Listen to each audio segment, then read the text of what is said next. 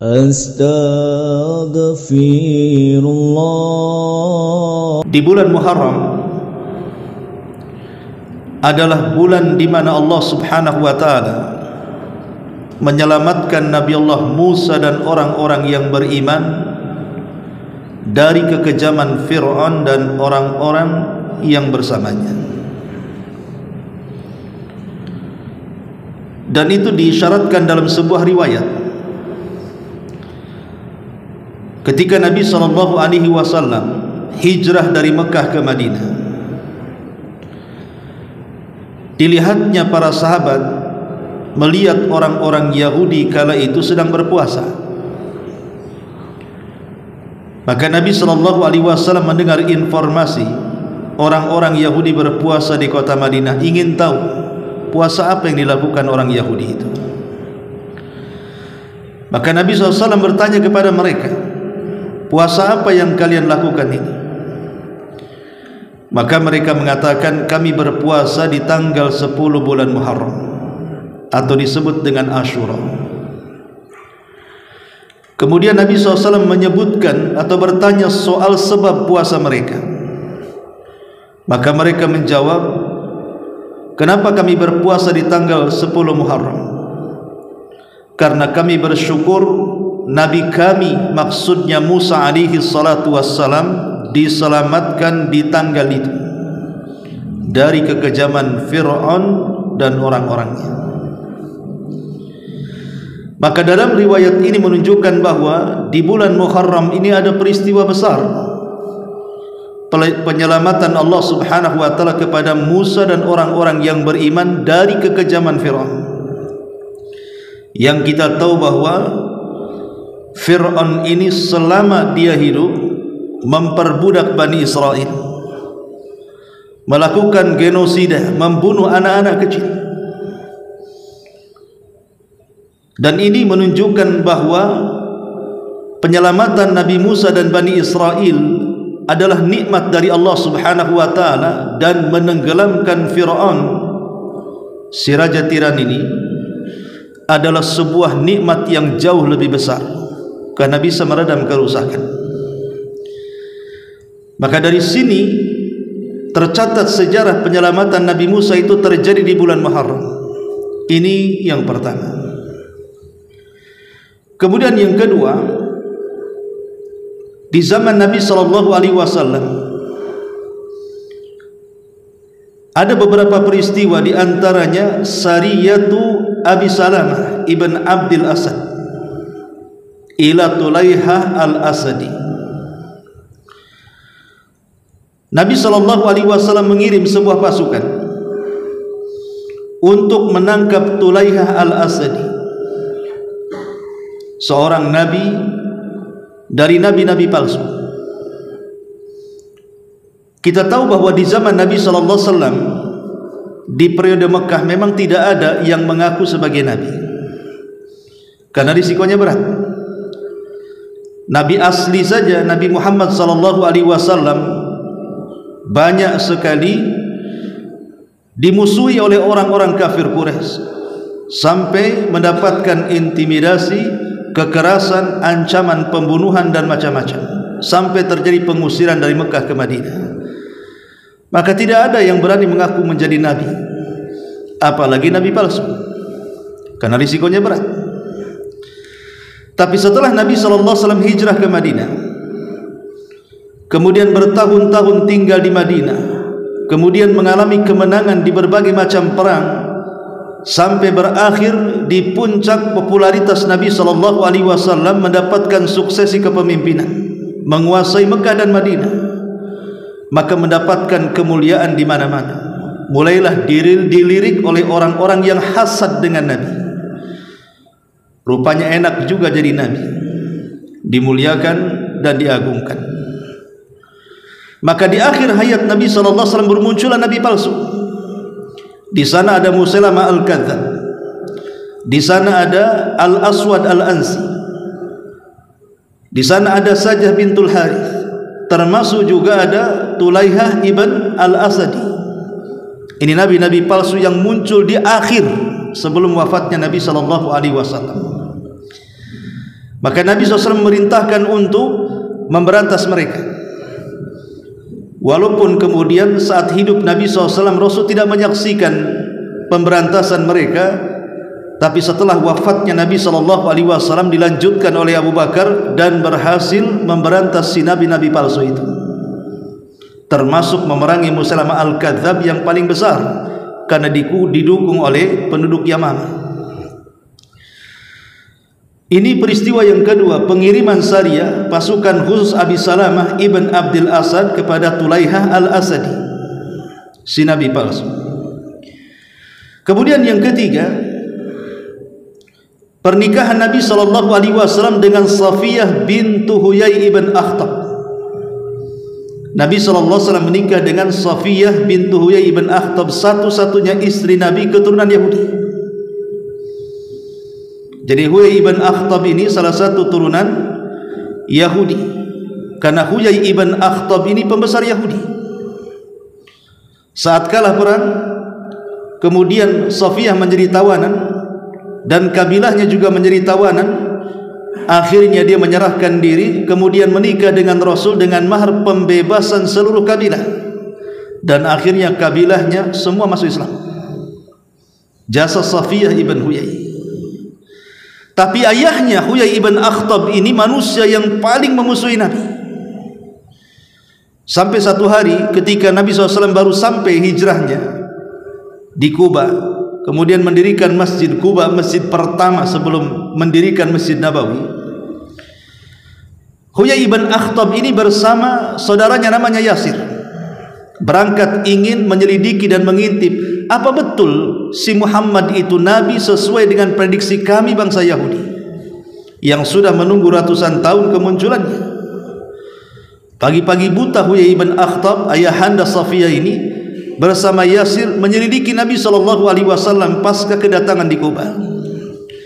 Rupanya dari pagi sampai malam diselidiki ciri-cirinya, alamat-alamatnya, sampai akhirnya mendapatkan keyakinan bahwa Nabi Muhammad memang Nabi yang ditunggu-tunggu orang Yahudi selama ini.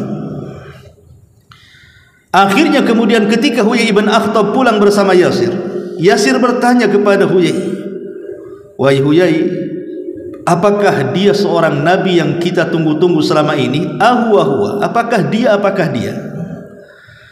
Huyai mengatakan dia. Ciri-cirinya persis, 99% persis dengan yang diprediksi kita. Kata Yasir, kenapa kita tidak mengikutinya?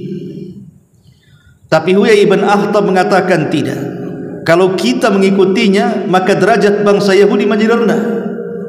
Sebaiknya kita tidak mengikutinya dan kita tetap jadikan dia musuh selama nyawa ada di kandung badan. Bayangkan orang Yahudi sudah tahu kebenaran tapi mengingkarinya. Makanya kemudian dengan pengkhianatan Huyai ibn Akhtab akhirnya dieksekusi setelah melakukan perang Bani Quraidah. Dari sini menunjukkan bahwa ada peristiwa besar di bulan Muharram, justru Rasul akhirnya menikahi putrinya namanya Safiyah bintu Huyai ibn Akhtab ini. Dan itu terjadi pernikahannya di bulan Muharram. Ma'asyiral muslimin yang dimuliakan Allah Azza wa Jalla. Kemudian yang keempat, khurujuhu sallallahu alaihi wasallam ila Khaybar. Berangkatnya Nabi sallallahu alaihi wasallam untuk mengepung Khaybar. Kita tahu bahwa Khaybar ini pusat perlindungan terakhir atau benteng terakhir yang dikuasai Yahudi di zaman itu. Nabi SAW memerangi Yahudi Madinah itu sepanjang hidupnya 4 kali. Pertama melawan Bani Qunaiqah, kemudian yang kedua melawan Bani Nadir, kemudian yang ketiga melawan Bani Quraidah, dan terakhir melawan Khaybar. Setelah Khaybar runtuh, maka tidak ada lagi orang Yahudi di Madinah. Bahkan tidak diizinkan orang Yahudi masuk Madinah sejak zaman itu sampai hari ini. Lah peristiwa penyerangan Nabi SAW kepada Khaybar, walaupun sempat kesulitan karena kebiasaan orang Yahudi di zaman itu membuat benteng, dan untuk menghancurkan benteng di zaman itu susah karena tidak mungkin ditembus panah, tombak dan pedang. sehingga menunggu berbulan-bulan supaya runtuh bentengnya. Itu pun karena pertolongan Allah Subhanahu wa taala kepada Nabi sallallahu alaihi wasallam agar Ali bin Abi Thalib menjadi pemimpin untuk penyerangan. Berkali-kali Rasul mengirim pasukan tapi gagal. Tapi kemudian Allah Subhanahu wa taala mewahyukan kepada Rasul agar mencari orang yang memegang bendera, orang yang sangat mencintai Allah dan Rasulnya dan dicintai Allah dan Rasulnya. Maka Rasul mengumpulkan para sahabat dan mengatakan di hadapan pasukan, besok kita akan meruntuhkan benteng Khaybar, tapi syaratnya harus yang megang bendera orang yang mencintai Allah dan Rasulnya dan dicintai Allah dan Rasulnya. Kupastikan perang ini menang. Semua para sahabat menginginkan memegang bendera itu, sampai Umar bin Khattab yang tidak ingin kepemimpinan dalam perang, karena besar tanggung jawabnya pun ingin menjadi pemimpin dalam perang Khaybar. Kenapa? Karena Rasul sudah memprediksi akan terjadi kemenangan, dan dia dianggap mencintai Allah dan Rasulnya dan dicintai Allah dan Rasulnya, sehingga semua para sahabat ingin memegang bendera itu. Tapi Nabi SAW tiba-tiba mengatakan, Aina Ali? Di mana Ali? Kok saya tidak melihatnya? Maka sahabat mengatakan, Ali sedang sakit matanya, dia tidak sanggup melihat. Kata Rasul, datangkan Ali kemari. Akhirnya kemudian mereka pun mendatangkan Ali, maka Rasul meludahi dua mata Ali seketika sembuh. Dan itu mukjizat di mana ludah Rasul menjadi obat untuk penyembuh mata. Maka keesokan harinya Rasul menyerahkan bendera itu. Kemudian Rasul menasihati kepada Ali, ya Ali, sesampainya kau depan gerbang Yahudi, jangan kau serang, ajak dulu mereka ke dalam Islam. Kalau tidak mau, suruh bayar upeti. Kalau tidak mau, kau serbu mereka, hancurkan mereka. Maka Ali mengikuti nasihat Rasul, tapi orang Yahudi dagil tidak mau masuk Islam, tidak mau juga bayar upeti. Akhirnya Khaybar runtuh di tangan Ali radhiyallahu anhu. Lah, peristiwa penyerangan Khaybar itu terjadi di bulan Muharram. Ma'asyiral muslimin yang dimuliakan Allah Azza wa Jalla. Kemudian yang keenam, yang keempat, yang kelima, wafatu Abi Quhafah At-Taimi. Yang kelima, wafatnya Abi Quhafah At-Taimi. Siapa Abi Quhafah? Ayahanda Abu Bakar Siddiq radhiyallahu anhu. Abu Bakar itu bukan nama asli, namanya Abdullah. Dan Abu Bakar tidak punya anak namanya Bakar, tapi begitulah kunyah disebut Abu Bakar As-Siddiq. Namanya Abdullah, putra daripada Abi Quhafah. Dan ayahanda Abu Bakar ini adalah dari keluarga Abu Bakar yang paling akhir masuk Islam. Karena kita tahu bahwa dari seluruh sahabat Nabi SAW sepanjang hayat Rasul masih hidup, tidak ada yang satu keluarga seluruhnya masuk Islam kecuali keluarga Abu Bakar. Kalau yang lain mungkin suaminya masuk Islam, istrinya tidak, istrinya masuk Islam, suaminya tidak, ayahnya masuk Islam, anaknya tidak, anaknya masuk Islam, ayahnya tidak. Tapi semua keluarga Abu Bakar itu semua masuk Islam. Dan itu keistimewaan Abu Bakar Siddiq radhiyallahu anhu. Walaupun ada yang dahuluan, ada yang belakangan, lah yang paling belakang dari keluarga Abu Bakar masuk Islam adalah ayahnya, Abi Quhafah. Itu terjadi setelah Fathu Mekah. Setelah terjadi Fathu Mekah, ayahanda Abu Bakar kan sudah buta, sudah tua, sudah berubat. Maka kemudian Rasul merintahkan Abu Bakar untuk menyemir rambutnya agar kelihatan muda.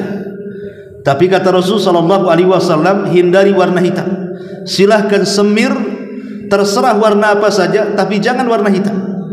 Dari sini ulama fikih mengatakan haram hukumnya menyemir rambut itu dengan warna hitam. Boleh dengan warna yang lain, tapi jangan warna hitam. Maka akhirnya kemudian Abu Bakar pun menyemir rambut ayahnya dengan warna selain warna hitam. Kemudian menuntun karena dia buta menghadap Nabi SAW, hendak membaiat dan masuk Islam. Kemudian setelah berhadapan dengan Nabi SAW, Rasul memegang kedua tangannya Abu Quhafah, dan Abu Quhafah sangat senang. Kemudian dia melafalkan dua kalimat syahadat, tanda dia masuk Islam. Saat ayahnya masuk Islam, Abu Bakar menangis dan menatap wajah Nabi SAW, teringat dengan pamannya Nabi.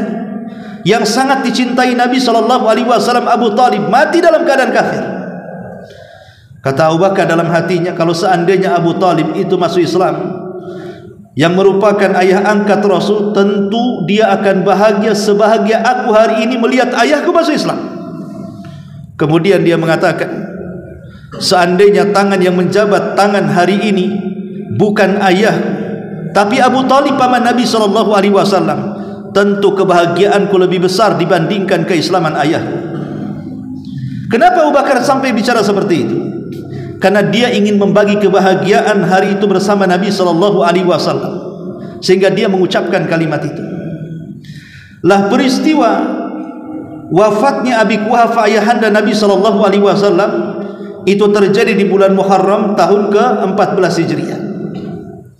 Ini juga peristiwa yang terjadi di bulan Muharram yang kelima. Kemudian yang keenam, wafatnya Maria Al-Qibtiyah Ummi Ibrahim ibni Rasulullah sallallahu alaihi wasallam. Meninggalnya Maria Qibtiyah, salah satu budak Nabi sallallahu alaihi wasallam sekaligus ibu dari putra Nabi sallallahu alaihi wasallam, Ibrahim. Kita tahu bahwa ketika Nabi sallallahu alaihi wasallam salah satu dakwahnya mengirim risalah surat-surat ke raja-raja untuk mengajak masuk Islam. Di antaranya Rasul mengirim surat kepada Najasyi, dan akhirnya Najasyi pun masuk Islam. Kerajaan Ethiopia, rajanya masuk Islam tapi rakyatnya Nasrani. Kemudian Nabi SAW mengirim ke Raja Persia, Kisra, tapi suratnya malah dirobek. Dan Rasul mendoakan buruk kepada Persia dan mengatakan, karena dia sudah merobek suratku, kudoakan semoga Allah merobek kerajaannya. Dan sejak itu Persia tidak akan bangkit sampai hari ini, bahkan sampai kiamat dibangkitkan. Kemudian Rasul mengirim ke Raja Kaisar, Raja Romawi. Raja Romawi tidak masuk Islam, tapi menghormati surat itu dan menyimpan baik-baik. Makanya Romawi akan senantiasa ada sampai hari ini, bahkan sampai kiamat. Dan yang terakhir Rasul mengirim surat kepada Muqawqis, Raja Mesir di zaman itu, yang beragama Nasrani. Memang Muqawqis tidak masuk Islam, tapi dia mengirim hadiah, satu dokter dan dua budak wanita. Yang pertama namanya Maria Al-Qibtiyah dan yang kedua Sirin, dikirim untuk dihadiahkan kepada Nabi SAW. Tapi dokter yang dihadiahi suruh pulang lagi. Alasannya, kata Nabi SAW, kami ini kaum yang terbiasa lapar, kami tidak akan disentuh penyakit, suruh pulang lagi. Tapi Nabi Rasul menerima dua wanita tadi. Pertama Sirin akhirnya dihadiahi kepada juru bicara Nabi SAW sekaligus penyair Rasul, Hasan ibn Thabit. Dan Maria Al-Qibtiyah diambilnya, kemudian digaulinya, kemudian hamil, lahirlah Ibrahim putra Nabi SAW selain daripada Khadijah. Dan itu peristiwanya setelah Rasul SAW mendekati ajalnya, artinya sudah tua baru punya anak laki-laki. Tentu di zaman jahiliyah sebelum kedatangan Rasul, punya anak laki-laki itu seolah-olah mendapatkan emas satu gunung. Dan kalau lahir anak perempuan seolah-olah dapat kesialan, sehingga di antara mereka ada yang membunuh dan mengubur hidup-hidup. Rasul tentu bangga dengan kelahiran Ibrahim, apalagi dua putra dari Khadijah meninggal di waktu bayi ketika berada di Mekah, Qasim dan Abdullah. Tiba-tiba di akhir hayatnya punya anak laki-laki Ibrahim. Tapi rupanya Allah Subhanahu wa taala tidak menghendaki putra-putra Nabi SAW hidup sampai dewasa. Baru berusia setahun 8 bulan Ibrahim jatuh sakit, dan sakitnya membawa kepada kematian. Saat Rasulullah SAW memegang Ibrahim dalam liang lahatnya, Rasul menangis. Dan tangisan Nabi SAW terus berlanjut sampai 3 hari. Sampai akhirnya Abdurrahman ibn Auf mengingatkan Nabi SAW dan mengatakan, ya Rasul, bukankah kau melarang menangis karena kematian? Yang dimaksud Abdurrahman ibn Auf adalah meratap. Tetapi Nabi SAW mengatakan, ya Abdurrahman, ini bukan ratapan, ini adalah tangisan rahmat. Wajar orang tua sedih ketika anaknya meninggal, apalagi anak satu-satunya laki-laki yang terakhir. Maka Rasul mengatakan di hadapan Abdurrahman, ya Abdurrahman, innal aina la tadma wa innal qalba la tahzan wa inna bi firakika ya Ibrahim la mahzunun wa ma naqulu illa ma yarda rabbuna. Wahai Abdurrahman, yang namanya kedua mata ini bisa mencucurkan air mata, yang namanya hati bisa bersedih, dan perpisahanku dengan Ibrahim menyesakkan dada, tapi aku tidak pernah mengucapkan sesuatu kecuali yang membuat Allah Subhanahu wa taala redha. Ini adalah air mata rahmat wahai Abdurrahman, bukan ratapan. Artinya Rasul merasa tertekan dan sedih dengan kematian Ibrahim sampai menangis 3 hari. Wajar sekali lagi, karena yang namanya anak adalah si buah hati, penerus sejarah, penerus cerita, dan kebanggaan orang tua, penyejuk mata. Sehingga wajar kalau Nabi SAW sedih dengan kematiannya. Dan peristiwa wafatnya ibunda daripada Ibrahim, Maria Qibtiyah, itu terjadi di bulan Muharram, tepat di tahun 16 Hijriah. Ma'asyiral muslimin yang dimuliakan Allah Azza wa Jalla. Kemudian peristiwa yang ke-6, wafatnya Husain ibnu Ali radhiyallahu anhu. Nabi SAW dari semua anak-anaknya yang meneruskan keturunannya hanya dari Fatimah. Kita tahu Zainab memang punya anak, tetapi meninggal dunia yang laki-laki. Yang perempuan sempat jadi besar namanya Umamah, tetapi tidak memiliki keturunan. Kemudian Ummu Kulsum juga sama, anaknya meninggal dunia. Kemudian Zainab Ruqayyah juga sama, meninggal dunia. Kecuali Fatimah.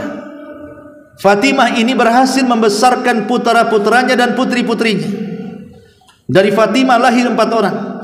Pertama Hasan, kemudian Husain, kemudian Muhsin, kemudian Fatimah. Lah ini Ummu Kulsum, Ummu Kulsum, Hasan, Husain, Muhsin, dan Ummu Kulsum. Ini putra dan putri dari Fatimah radhiyallahu anha, bintu Rasulullah sallallahu alaihi wasallam. Tapi Muhsin kemudian meninggal, sehingga cucu Rasul laki-laki cuma Hasan dan Husain. Ada yang mengatakan Hasan meninggal karena diracun, ada yang mengatakan tidak diracun, dia meninggal ya sakit biasa, orang sakit kemudian meninggal. Tapi kisahnya Husain ini berbeda. Kita tahu bahwa kekuasaan Khulafaur Rasyidin itu dimulai daripada Abu Bakar 2 tahun. Kemudian Abu Bakar mangkat, diganti Umar. Kemudian Umar mangkat, diganti Utsman. Kemudian Utsman mangkat, diganti Ali. Kemudian Ali mangkat, diganti Hasan. Tapi sayang cuma 6 bulan. Kenapa 6 bulan? Hanya menggenapkan nubuah Nabi, karena Rasul mengatakan Khulafaur Rasyidin itu hanya 30 tahun saja. Lah 30 tahun itu dari kekuasaan Abu Bakar sampai kekuasaan Hasan, kemudian mencopot dirinya menjadi penguasa, genap menjadi 30 tahun, persis seperti sabda Nabi. Kenapa kemudian Hasan mengundurkan diri setelah 6 bulan berkuasa?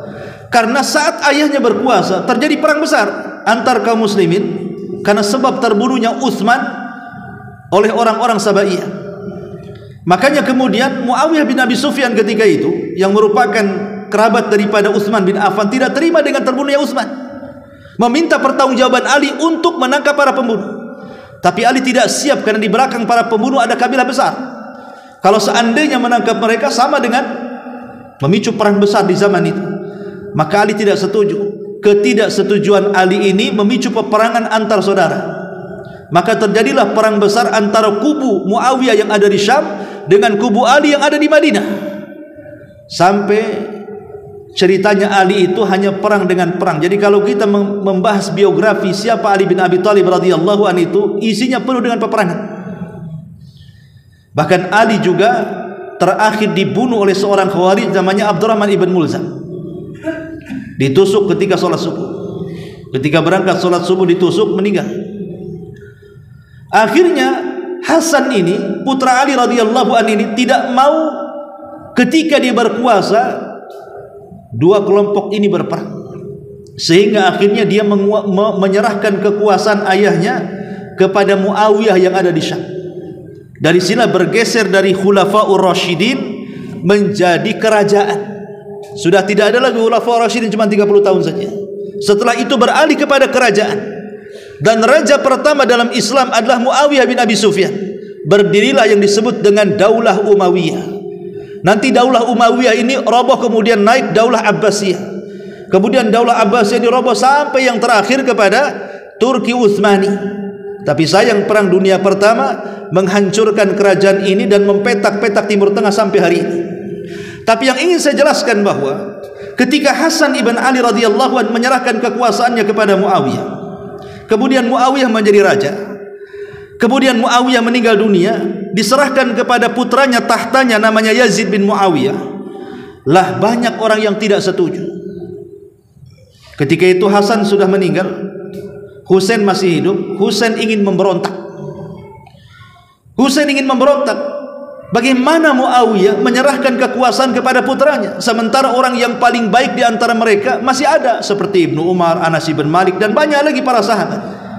Kenapa diserahkan kepada putranya? Ini politik namanya. Akhirnya kemudian Husain ini ingin memberontak. Datanglah kemudian orang-orang Kufah mengirim surat kepada Husain yang ada di Madinah bahwa mereka siap untuk mendukung Husain. Datanglah ke Kufah, kita berontak. Akhirnya kemudian Husain pun berangkat dari Madinah menuju Kufah. Para sahabat yang masih hidup kala itu menasihati Husain agar jangan berangkat ke Kufah. Kenapa? Karena orang-orang Kufah itu mereka para pengkhianat. Nanti kau ditipu. Tapi entah kenapa, mungkin sudah takdir Allah Subhanahu wa taala.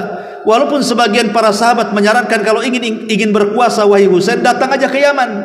Karena Yaman itu pendukung berat ayahmu. Kau akan berkuasa di sana. Tapi tidak didengar, malah kemudian dia membawa seluruh keluarganya, sekitar 70 orang. Ya, 30 orang pasukan kecil penjaga, lebihnya keluarga, istrinya, selirnya, anak-anaknya, bahkan keluarga Hasan pun dibawa. Rupanya Yazid bin Muawiyah ini punya siasat. Dia kirim Ubaidillah ibn Ziyad untuk mengawasi. Tapi Ubaidillah ibn Ziyad ini tidak mendengar ucapan Yazid, disuruh mengawasi, malah kemudian melakukan pembantaian.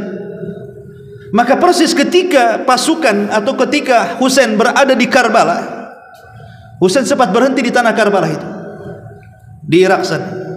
Kemudian Husain bertanya kepada orang-orang di sekitarnya, ini apa ini? Maka orang-orang mengatakan Karbala. Kata Husain, karbun wabala. Pasti di sini akan terjadi sebuah peristiwa besar, katanya. Betul.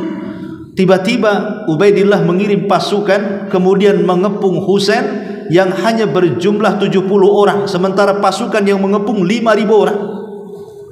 Disinilah terjadi pembantaian keluarga Nabi SAW. Semua dibantai. Yang tersisa hanya satu dari putra Husain, namanya Zainul Abidin. Zainul Abidin atau namanya Ali ibn Husain ibn Ali ibn Abi Thalib. Inilah satu-satunya keturunan Husain yang hidup, karena saat peperangan Karbala itu dia sakit. Kemudian diselamatkan oleh Zainab bibinya sehingga dia hidup. Makanya semua keturunan Husain yang hidup hari ini di belahan dunia, maka harus melewati jalur Ali ibn Husain ibn Ali atau dikenal dengan Zainul Abidin. Dan dari Hasan hanya tersisa 2 saja, 2 orang keturunan Hasan. Jadi dari keturunan Nabi SAW, kalau sekarang ada orang ngaku keturunan Nabi, harus melewati 3 jalur ini, 2 putra Hasan dan 1 putra Husain, baru anda boleh mengaku keturunan Nabi. Karena di zaman sekarang ada jual beli nasab masalahnya.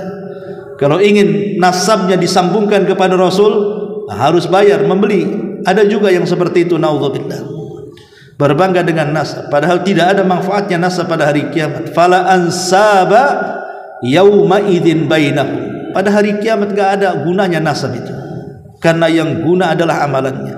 Baiklah, terbunuhnya Husain di Karbala itu tepat di tanggal 10 Muharram. Ma'asyiral muslimin yang dimuliakan Allah Subhanahu wa taala. Kemudian di antara sejarah yang ketujuh yang disebutkan oleh para ulama, adalah Nabi SAW ataupun di zaman Umar bin Khattab radhiyallahu an, di zaman para sahabat, setelah di zaman Nabi SAW mengeluarkan penanggalan Islam pertama yang disebut dengan Almanak Hijriyah. Dulu kaum muslimin dari zaman Rasul, zaman Abu Bakar tidak punya penanggalan. Jadi penanggalan itu dikembalikan kepada penanggalan masing-masing daerah. Mekah punya penanggalan sendiri, Madinah punya sendiri, kemudian juga Yaman punya sendiri, Mesir punya sendiri, dan begitu seterusnya. Islam belum punya penanggalan sama sekali. Lah di zaman Umar bin Khattab radhiyallahu an inilah baru tercetus adanya penanggalan Hijriyah. Ketika terjadi surat menyurat antara,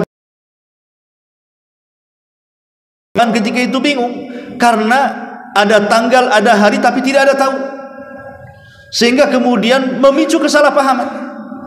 Dari situ kemudian para sahabat senior datang kepada Umar bin Khattab, bagaimana kalau seandainya kita membuat penanggalan sendiri, jangan mengekor kepada penanggalan yang lainnya. Umar setuju. Akhirnya dibentuklah dalam Islam penanggalan sendiri. Walaupun ketika itu para sahabat bingung mau menentukan tahun dalam Islam itu menggunakan peristiwa mana. Ada yang mengatakan para sahabat, bagaimana kalau kita mengambil peristiwa kelahiran Nabi. Ada yang mengatakan bagaimana kalau peristiwanya diambil dari diutusnya Nabi. Macam-macam pokoknya ide para sahabat, sampai akhirnya Utsman bin Affan dan beberapa para sahabat lainnya mengatakan bagaimana kalau kita mengambil dari hijrah Nabi. Tiba-tiba Umar setuju. Maka sejak itulah penanggalan Hijriyah terjadi. Akhirnya terjadilah 1 Hijriyah, 2 Hijriyah, 4 Hijriyah, sampai sekarang 14 sekian Hijriyah. Artinya di sini tercetusnya penanggalan itu terjadi di zaman Umar bin Khattab radhiyallahu anhu. Yang ingin saya katakan, memang pencetusan penanggalan ini terjadi di zaman Umar bin Khattab, dan juga peristiwa Hijriyah itu bukan di bulan Muharram. Kita tahu peristiwa Hijriyah itu di bulan Rabiul Awal kan. Karena Rabiul Awal itu adalah rangkuman sejarah Nabi. Di situ lahirnya Nabi, di situ hijrahnya Nabi, di situ wafatnya Nabi. Rabiul Awal itu. Tapi kenapa kaitannya dengan Muharram? Dan Umar bin Khattab radhiyallahu an memilih bulan Muharram sebagai permulaan tahun baru, bukan mengambil Rabiul Awal, padahal peristiwa hijrah itu di Rabiul Awal.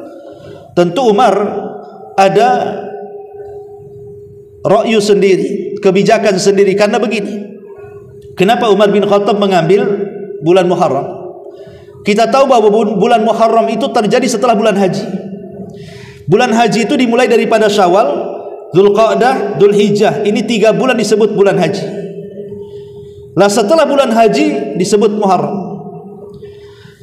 Umar bin Khattab radhiyallahu an ingin memberitahu bahwa Islam punya penanggalan ke seantero daerah-daerah Islam yang sudah jauh nun di sana. Di zaman itu tidak ada alat komunikasi. Kalau sekarang enak ada alat komunikasi gitu, ada internet, ada YouTube, enak menghabarkan berita dari yang jauh menjadi dekat, yang dekat makin dekat kan itu. Tapi di zaman itu memberitahu bahwa Islam punya penanggalan itu susah. Makanya satu-satunya adalah biarkan terjadi musim haji, supaya manusia datang dari mana-mana ketika haji. Disitulah Umar bisa mengumumkan bahwa Islam punya penanggalan, dan setiap jamaah haji yang pulang ke daerahnya memberitahu bahwa bulan depan adalah bulan pertama dari bulan Hijriyah, dari tahun Hijriyah. Itulah kenapa Umar bin Khattab radhiyallahu anhu memilih bulan Muharram. Makanya akhirnya penetapan Umar bin Khattab itu tertetapkan sejak zaman itu sampai hari ini. Kita kenal bahwa bulan Muharram itu bulan baru dalam Islam. Bulan baru dalam Islam, dan bulan Dzulhijjah yang sekarang kita berada dalamnya itu adalah akhir daripada bulan-bulan dalam tahun-tahun Islam, dan bulan Muharram adalah permulaan tahun baru di dalam hijrah Nabi sallallahu alaihi wasallam atau Hijriyah. Lah peristiwa pembuatan almanak dan penanggalan itu terjadi di bulan Muharram. Ma'asyiral muslimin yang dimuliakan Allah Subhanahu wa taala. Dan banyak lagi peristiwa. Baik. Karena bulan Muharram ini adalah permulaan bulan. Lalu apa yang harus kita lakukan? Pertama, tunggu pengumuman pemerintah. Kapan 1 Muharram? Kalau seandainya 1 Muharram itu tanggal 29 Dzulhijjah terlihat hilal, berarti 1 Muharram itu tanggal 30. Tapi kalau tanggal 29 tidak terlihat hilal, berarti Dzulhijjah digenapkan 30, baru setelahnya tanggal 1 Muharram. Lalu apa yang harus kita lakukan? Pertama, kalau kita melihat hilal, maka diperintahkan kita untuk berdoa. Apa doa yang diajarkan Nabi SAW dalam sebuah hadis? Walaupun hadis ini dinyatakan mauquf oleh Ibnu Hajar dalam kitabnya Al-Isabah fi Al-Isabah. Hadis ini mengatakan mauqufun ala syarti sahih. Memang riwayatnya mauquf ala syarti sahih. Nabi SAW mengajarkan, jadi para sahabat Nabi SAW diajarkan Nabi SAW untuk berdoa ketika melihat bulan baru. Apa doanya? Allahumma adkhilhu alaina bil amni wal iman was salamati wal islam wa jawari minasyaitani wa ridwani minar rahman. Jadi doa masuk bulan Muharram, berdoalah kepada Allah Subhanahu wa taala dengan doa ini. Ya Allah, masukkan kami ke dalam keamanan dan iman, keselamatan dan Islam, jauhkan kami dari syaitan dan dekatkan kami dari yang rahman.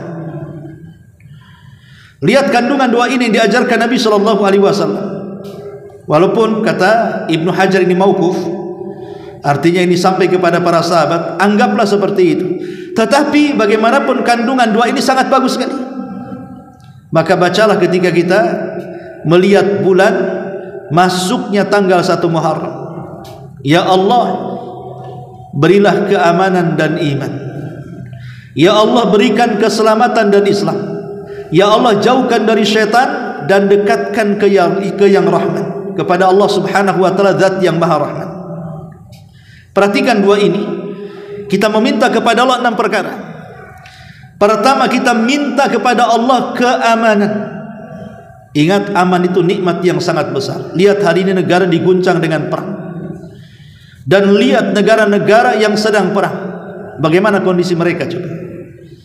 Bagaimana Palestina yang sedang perang, jangankan cerita ibadah, cerita cari makan saja setengah mati mereka harus mencarinya. Yang terbaru perang Iran Israel, hari ini kita lihat bagaimana mencekamnya dunia. Seolah-olah dunia ini tinggal menunggu saja kehancurannya. Kita yang nun jauh di sana, tapi kita merasakan dampaknya. Artinya keamanan dunia ini nikmat yang sangat besar. Karena terkadang orang itu lupa nikmat aman kalau tidak pernah hidup di negeri konflik. Coba kita hidup di negeri konflik, baru orang memandang negeri aman itu enak. Maka kita negeri yang sangat aman, negeri kita ini, bersyukurlah, sehingga dengan keamanan kita bisa beribadah, dengan keamanan bisa kumpul keluarga, mencari nafkah pun mudah. Dan ini nikmat yang sangat besar. Minta kepada Allah agar negeri kita ini semakin aman. Makanya di sini setiap masuk bulan kita berdoa, Allahumma adkhilhu alaina bil amni wal iman. Bukan hanya keamanan dan meningkatnya iman. Meningkatnya iman itu penting. Karena dengan meningkatnya iman berarti mendekatkan diri kepada Allah Subhanahu wa taala lebih mudah. Tapi lemahnya iman itu mendekatkan kepada kemaksiatan lebih mudah. Kemudian juga wal Islam, wassalamati wal Islam. Minta kepada Allah yang ketiga, keselamatan. Karena bagaimanapun selamat dari penyakit, selamat dari kefakiran, selamat dari hasad, selamat dari sihir, selamat dari penyakit atau hal-hal yang menyakitkan, itu enak. Hidup selamat dari segala hal tadi itu nyaman. Lihat orang sakit, nggak pernah nyaman hidupnya. Tapi kalau kita selamat dari penyakit, senang rasanya. Selamat dari kefakiran, lihat orang kefakir itu susah. Sebagian mereka harus minta-minta di jalan. Tapi lihat orang-orang yang selamat dari kefakiran, mereka aman, tidak harus meminta-minta di jalan-jalan, dan selamat dari segala hal, dari yang hasad, dari yang zalim, dari yang nyihir, dan begitu seterusnya. Kemudian yang keempat, meminta kepada wali Islam agar kita istiqamah di atas Islam, wala tamutunna illa wa antum muslim. Kemudian yang kelima, selamat dari gangguan syaitan supaya kita tidak tersesat. Dan yang terakhir, minta kepada Allah agar mendapatkan keridhaan Ar-Rahman. Allah Subhanahu wa taala ridha dengan kita. Ini yang pertama. Kemudian yang kedua, bulan Muharram ini sangat dianjurkan untuk banyak berpuasa. Bulan Muharram ini sangat dianjurkan untuk memperbanyak puasa. Entah puasa Senin Kamis, entah puasa Ayyamul Bid, entah puasa Daud, ya, terserah. Kemudian yang ketiga, terkhusus kepada puasa tanggal 10 atau disebut dengan Asyura. Puasa tanggal 10 atau disebut dengan Asyura. Ini puasa pertama dalam Islam. Dulu hukumnya wajib sebelum disyariatkan Ramadan. Tapi setelah disyariatkan Ramadan, hukumnya dimansuh, dihapus dari wajib ke sunnah. Tapi tetap sangat dianjurkan, karena bisa menghapus dosa setahun dalam kehidupan kita. Ada sebagian para ulama memerinci puasa bulan Muharram tanggal 10 itu bisa dilakukan dengan 3 macam cara. Pertama, puasa tanggal 10 saja. Yang kedua, puasa tanggal 9 dan 10. Yang ketiga, puasa tanggal 9, 10 dan 11. Tiga-tiganya bisa dilakukan. Alasannya, adapun tanggal 10 memang itu puasa yang disebut dengan Asyura. Adapun tanggal 9, karena sahabat sebelum wafatnya, 1 tahun sebelum wafatnya Rasul, pernah bicara dengan Rasul. Rasul, orang Yahudi puasa tanggal 10, kami juga puasa tanggal 10. Kayaknya enggak enak kita ini kok sama puasa harinya. Maka Rasul mengatakan, kalau begitu, kalau saya masih hidup tahun depan, kita puasa tanggal 9 juga. Tapi qadar Allah, belum lagi Rasul berpuasa tanggal 9 tahun depannya, Rasul meninggal dunia di hari Senin tanggal 12 Rabiul Awal tahun 11 Hijriah. Sehingga Rasul tidak sempat melaksanakan wasiat puasa tanggal 9. Tapi ulama mengatakan, sekalipun Rasul belum melaksanakannya, tapi Rasul sudah ada keinginan untuk melaksanakannya, maka boleh kita melaksanakannya tanggal 9. Adapun boleh juga kita melakukannya 9, 10, 11, karena kata Nabi SAW, selisih puasa orang Yahudi, puasalah sebelum dan puasalah sesudahnya. Makanya diambil 9, 10 dan 11. Jadi ada 3 macam puasa. Kemudian yang keempat, karena bulan Muharram tahun baru, maka lakukan 5 perkara. Pertama, bersyukurlah kepada Allah, karena kita bisa menginjak tahun baru. Betapa banyak saudara kita yang tidak sampai ke tahun baru mereka sudah meninggal. Bersyukur kita diberikan umur panjang, tapi gunakanlah umur ini sebaik-baiknya, karena Rasul mengatakan, sebaik-baik manusia adalah man tala umruhu wa hasuna amaluhu, yang panjang umurnya, baik amalannya. Yang kedua, muhasabah, introspeksi diri. Jangan sampai tahun ini lebih buruk dibandingkan tahun kemarin. Jadikan tahun ini jauh lebih baik dibandingkan tahun kemarin. Karena orang yang cerdas, kata Rasul, al-kayyisu man dana nafsah wa amila lima ba'dal maut. Orang cerdas itu adalah orang yang mampu mengoreksi dirinya dan beramal untuk kehidupan setelah kematiannya. Maka introspeksi dirilah, jangan sampai tahun ini lebih buruk daripada tahun kemarin. Yang ketiga, perbanyak amal saleh. Karena bagaimanapun semakin bertambah tahun, semakin dekat kepulangan kita kepada Allah. Semakin dekat kepulangan kepada Allah, semakin dekat pertanggungjawaban kita di hadapan Allah. Semakin dekat pertanggungjawaban kita dengan Allah Subhanahu wa taala, harus semakin banyak bekal yang harus kita siapkan, dan tidak ada bekal terbaik kecuali takwa. Itulah amal saleh dan juga keimanan. Kemudian yang keempat, hindari perbuatan maksiat. Jangan kotori bulan Muharram dengan maksiat. Kenapa? Karena Muharram itu satu di antara 4 bulan hurum, di mana Allah mengatakan, fala tadlimu fihinna anfusakum. Jangan berbuat zalim di bulan-bulan hurum, salah satunya bulan Muharram.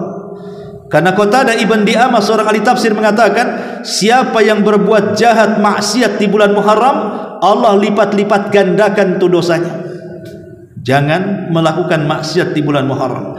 Dan yang kelima, berdoalah untuk kebaikan di masa depan, terutama kebaikan agama, kebaikan dunia, kebaikan keluarga, dan kebaikan diri kita sendiri. Rasul mengajarkan satu doa, Allahumma aslih li dinil ladzi huwa ismatu amri, wa aslih li dunyaya allati fiha ma'ashi, wa aslih li akhirati allati ilaiha ma'adi. Ya Allah, perbaiki agamaku yang merupakan penjaga urusanku, perbaiki duniaku yang merupakan tempat kehidupanku, perbaikilah akhiratku yang menjadikan tempat kembaliku. Maka mintalah kepada Allah dengan doa sapu jagat, Rabbana atina fid dunya hasanah wa fil akhirati hasanah wa qina adzabannar. Inilah amalan-amalan secara singkat untuk menghadapi bulan Muharram. Wallahu a'lam bishawab. Mudah-mudahan ada manfaatnya. Subhanakallahumma bihamdika asyhadu an la ilaha illa anta astaghfiruka wa atubu ilaik. Allahu ta'ala alam. Assalamualaikum warahmatullahi wabarakatuh.